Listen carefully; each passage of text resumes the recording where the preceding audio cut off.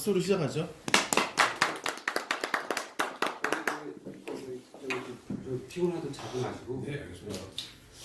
오늘 우리 교육위원 조동현 연구팀님들이 위의를 했어요. 그래서 어떤 내용을 좀 해달라고 하는데 제가 바빠서는 또 있었고 또 한 가지는 내가 하는 게 좀 좋은 것 같진 않아가지고 왜냐면 문화예술위원회인데 계속 문화예술 자기니까 다른 걸 해야 된다고 해서 이것까지 30분 안에 속하는 거죠, 형님? 네. 그래서 어떤 걸 할까 했는데 최근에 복지 이슈를 하려고 했었어요. 보건하고 복지 이슈를 하려고 했는데 실제로 보면 문재인 정부 들어서 제일 잘 나가고 있는 게 보건하고 복지 이슈예요. 이미 논점이 야당이 문제를 안 삼았다는 자체는 어느 정도 상당히 근접해 있다. 하는 겁니다. 이것도 왜 이래? 소스 예, 그냥 가만히 있으면 돼요. 네, 있다라는 겁니다. 그래서 그냥 최근에 이제 봄이고 해서 이제 먼지에 대해서 제가 이 먼지라고 했다는 게 중요한 거예요. 이 먼지니까 당연히 앞에 미세먼지라는 말이 있을 수도 있잖아요. 네. 그 미세먼지 말고 그냥 큰 먼지, 작은 먼지, 초미세먼지라고 되어 있는 규정이 있어요. 근데 여기서 우리가 아이들께 먼지라는 거라고 했지 황사라고 하지 않았다는 거죠. 많은 사람들이 황사하고 먼지라고 헷갈리는데 정치권들은 먼지, 황사, 스모그 이걸 다 알고 있으면서 의도적으로 자기 쪽 유리하게 계속 쓰고 있다는 얘기를 하고 세 가지가 다 다른 건가요, 그럼? 네, 다릅니다. 그렇기 때문에 사람들은 황사 오니까 당연히 중국발 아니냐 그러는데 뉴스 잘 보면 미세먼지 원인 중국 아니야 이렇게 다른 쪽에서 말 나오는 거예요. 그러니까 미세먼지 말했지 황사 원인 중국 아니야 이 말이 아니거든. 근데 사람들이 아니 그러니까 왜 중국이 아니냐고 중국에서 이렇게 왔는데 그러니까 여기서 황사 중국에서 영향 있어 내일 먼지 높아 이렇게 말했잖아요. 근데 미세먼지 높아 이런 말을 안 쓴다고. 먼지 높아지 미세먼지 높아가 아니라는 거예요. 이 말은 그래서 좀 미묘한 뉘앙스가 있다. 분류의 설명을 좀 해주시면 그래서 좋을 오늘 것 같아요. 여러분이 착각하기보다도 많은 사람들이 막 혼용해서 쓰기 때문에 이거 미세먼지가 뭔지에 따라서 정치권의 시각이 달라지고 왜 이런 워딩이 서로 정치권에 나와 있는지를 제가 설명하려고 짧으나마 몇 개 막 짜집게 했었습니다. 오늘 국회에서 드디어 저거 있었지만 본회의 다시 국회 다시 열려가 2달 쉬다가 나경원 대표가 갑자기 박차고 나가서 원래 이게 국회 정상화시켜야 되는 거 아니냐 했더니 막 5당 오늘 절대 못한다. 저 청문회 해야 된다 했었잖아요. 그러다가 손혜원은 청문회권 안 받으면 청문회권 안 받으면 걔 안 한다 하고 뛰쳐나갔는데 나가면서 혼자 정몽원 가가지고 한국당의 결단으로 국회를 정상화시키겠습니다. 혼자 그래가지고 정상화 됐는데 대가자 원내대표 교섭단체에서 말하자마자 아수라장이 되는 와중에서도 오늘 이 법이 통과됐어요. 그래서 간만에 이제 데일리하면서 밥값한 국회 미세먼지 법안 일괄 처리.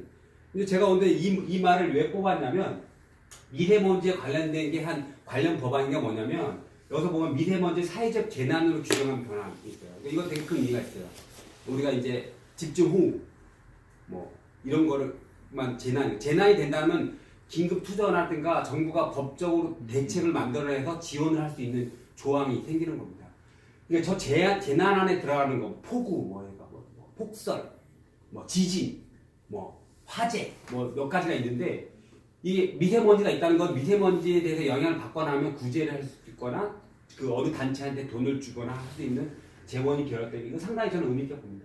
두 번째, 일반인도 LPG 차량 구매할 수 있게 장애인만 협약된 거를 또는 택시, 화물이라든가 다 헐었다는 거. 이 말은 뭐냐면 정부 스스로 이제 오염액소지 디젤이라든가 휘발유를 규제해야 된다는 측면에서 그렇다고 LPG가 없다는 건 아닙니다. 좀 저거 한다는 거죠. 풀어졌다는 거 하고요. 그 다음에 이제 학교 교실에서 미세먼지 측정기와 공기 정화기 설치를 의무했다. 이 관련된 법은 여러 가지 또 다른 법안이에요. 그래가지고 설치에 관련된 법 있는데 미세먼지 측정기 교실에 측정한다는 거. 이거는 솔직히 저는 의미가 있을까 싶어요. 왜냐하면 진짜 실제적으로 10,000원인가 20,000원에 보면 인터넷 치면 미세먼지 측정기라든가 방사능이 많거든요. 그런 거 치고 하여튼 공기 정화기 설치를 의무했다 해가지고 실제적으로 현재 웬만한 도에서는 유치원에 배달이 돼 있어요. 실시적 모니터링 다 하고 있어요. 그걸 가지고 연구도 지금 한 지가 한 2년 됐어요. 강원도에 모든 유치원이 다 미세먼지 모니터링기가 다 있어요. 근데 정원도 왜요? 강원도만 그런 거예요. 아니, 그러니까 도마다 차이가 있지만 시범이든 뭐든 이런 게 있는데 전 개인적으로 보면 이거는 의미가 없는 것을 하고 있다. 이거 나중에 설명하겠지만 공기 정화기를 두면 먼지 외에 다른 건강 영향이 더 크게 증가합니다. 우리가 에어컨이나 히터를 키면 졸린 이유가 그거예요. 먼지 외에 애들이 잠을 자요. 교실에서. 이걸 키면 문을 닫아놓으면 이거 환기가 제일 좋은 거예요. 환기. 자동차 운전할 때 졸리다가도 환기하면 안 돼. 산소 농도가 떨어진다고요. 저걸 가동 뭐 국소 배기 장치든 뭐든 하여튼 그게 들어가면 침착이라든가 오히려 파티클이 더 작아져요. 실내 실내도. 그래서 저거는 솔직히 말해 눈 가리고 아웅 전략인데 돈 쓴다니까 좋아서 설치해놓고 실제적으로 저 정황이 자체 보면 알겠지만 막 선전하잖아요. 그러면 최근에 뭐 미세먼지 조기장이 있는데 막 10만 원 얼마 비싸졌다 뭐 어쨌다 했는데 그 필터 바꾸는 게 되게 힘듭니다. 필터를 부지런한 사람이 이런 걸 쓰는 거예요. 모든 기구는 부지런하지 않은 사람이 쓰면 오히려 호흡기 장애나 알러지성 병이 증가하는 게. 그래서 외국에서는 그래서 아예 집의 규모가 이런 기구가 심플한 거. 심플할수록 환기가 잘 되고 채광이 잘 된 곳이 좋은 곳이지. 이렇게 무슨 뭐 정화기가 있다, 뭐 히터가 있다 이게 좋은 집은 아니거든요. 하여튼 우리나라 기준인데 공기 정화기에 설치가 되면 국내 실내 기준에도 보면 가스 농도 측정하는 게 있어요. 그러면 걸릴 가능성이 있어가지고 일단 했다니까.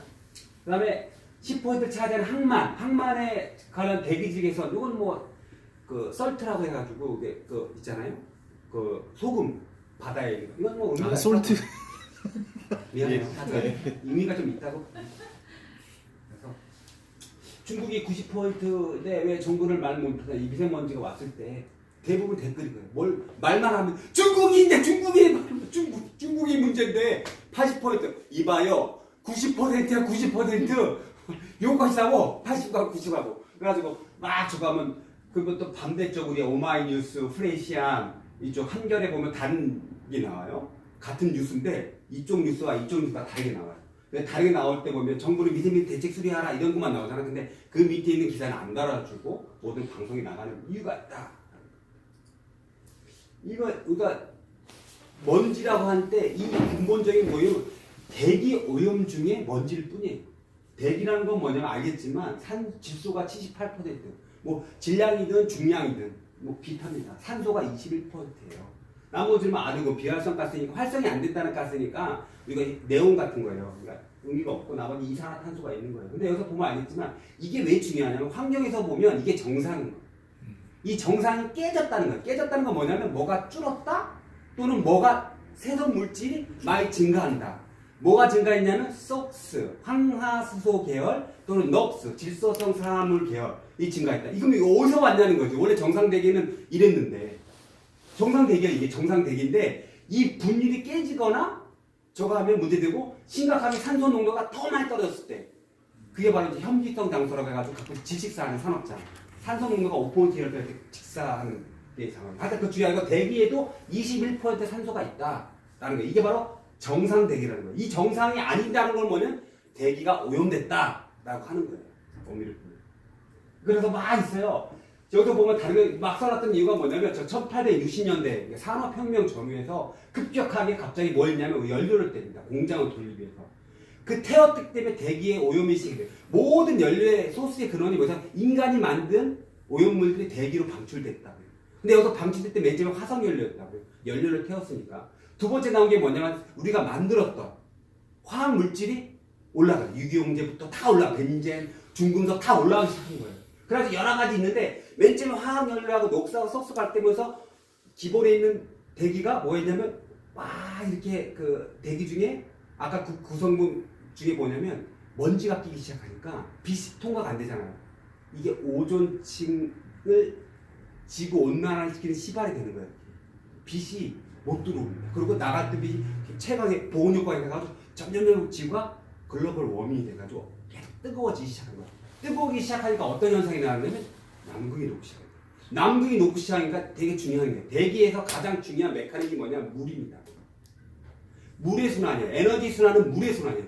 항상 뒤에서 내려 떨어진 것이 흘러내려서 강물에서 다시 증발해가지고 올라가고 이 통해서 에너지가 순환하고 비도 계속 돌아가고 이 순환을 통해서 모든 사이클에서 물에서부터 물에 끝나는데 아까도 했지만 물이 중량이 갑자기 커졌으니까 이 폭이 커지기 시작하면서 기후 변화가 어떨 때 홍수, 어떨 때는 한파, 홍수, 한파. 왜? 에너지 흐름 자체가 바람을 만들고 바람이 형성이 바로 기후를 만들다 보니까 계속 들쑥날쑥 같은 뭐 60년간 한 번도 비가 눈이 온 적이 없었는데 이렇게 나온 현상이 계속 일어나지 현상입니다. 그러다 보니까 뭐겠어요? 북극에서 점점 도니까 계속 이게 구멍이 생기고 프레온가스라든가 자동차에 있는 우리가 냉면 같은 걸 만들다 보니까 지구가 온난해지고 거기다가 계속 휘발성 유화물질 같은 묘시 같은 거라든가 아니면 녹수 같은 것들은 질소화물 자동차 연료 같은 걸 막 태우다 보니까 뭐가 있냐면 이게 아왕패스라는 게 이게 뭐냐면 스모그를 유발하는 거예요. 그러다 보니까 뭐가 되냐면 산성비라고 혹시 들어볼지 모르겠는데 산성비는 대기 중에 원래 기본적으로 탄소가 있어가지고 0.03%가 있었잖아요. 탄소가 있어가지고 기본적으로 우리가 산도를 측정할 때 7이 중성이잖아요. 폐하 5.까지 원래 기본적으로 산성을 떼요 대기가. 그래가지고 대기가 스스로 자정 능력이 있는 거예요. 산화시키면서. 근데 인위적으로 만든 그런 물질이 태운다니까 산소랑 붙는 거잖아요. 그래서 황계통 물질이 산소랑 붙으니까 속스. 질소 계열 물질이 산소랑 붙어서 태웠으니까 녹스. 산소가 마르게 붙으니까 탄소랑 붙으니까 일산화탄소, 이산화탄소. 또는 그냥 산소끼리 붙은 거니까 오존. 계속 이런 물질이 계속 악순환이 되는 겁니다.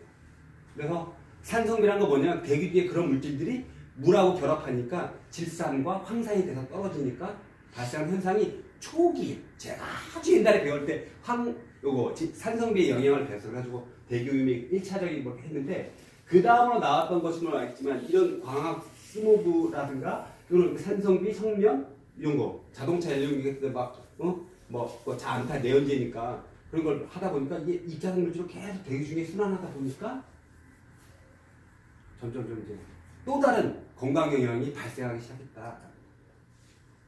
보면 알겠어요. 요즘 산성비 가지고 뭐라고 하지 않습니다. 그만큼 먼지가 너무 많아요. 산성비라고 했던 건 뭐냐면 가스성 물질이 주였는데 먼지라고 하는 건 입자상 물질이 주요해요. 더스트, 파티클, 에어로졸. 이 뭐냐면 입자가 있다는 결정체가 있다는 겁니다.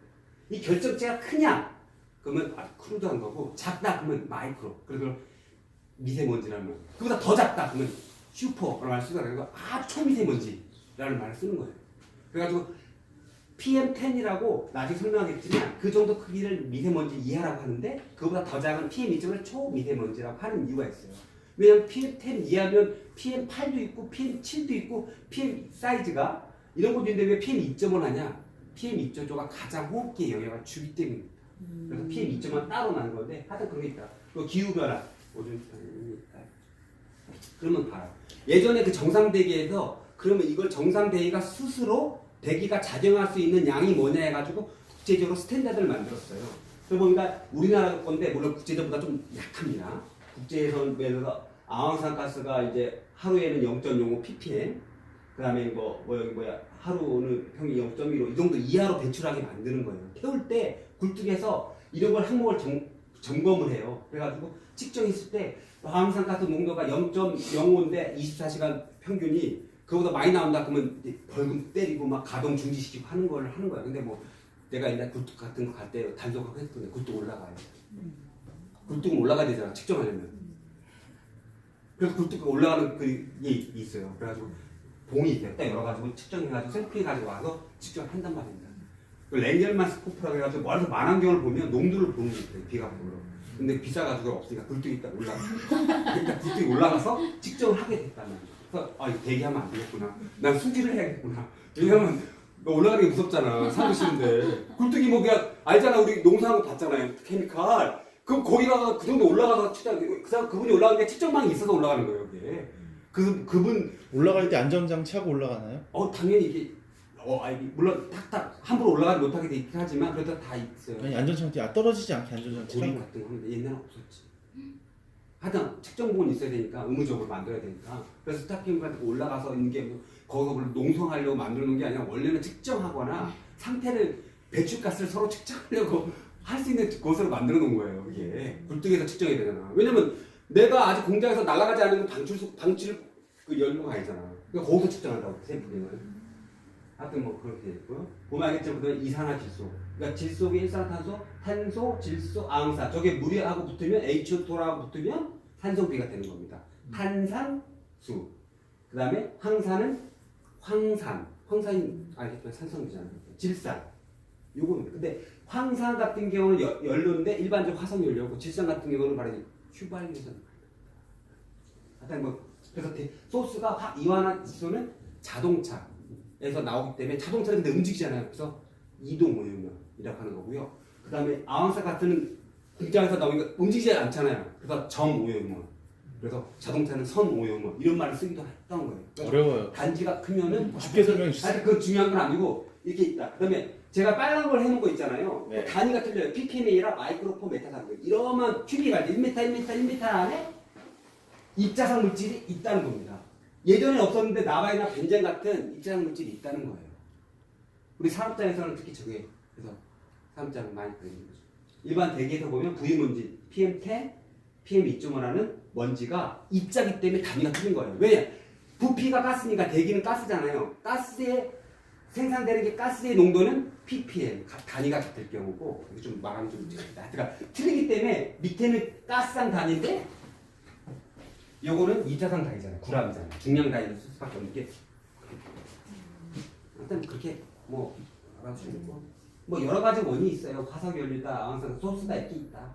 보시면 안 되고 시간이 없으니까 빨리 뭐 벌써 이거 뭐 지금 일반적으로 대기 오염 시스템은 뻔합니다. 대기에서 그 방출시키면 대기가 받아들이고 이 대기가 다시 없어지는 게 아니라 내려온다는 거.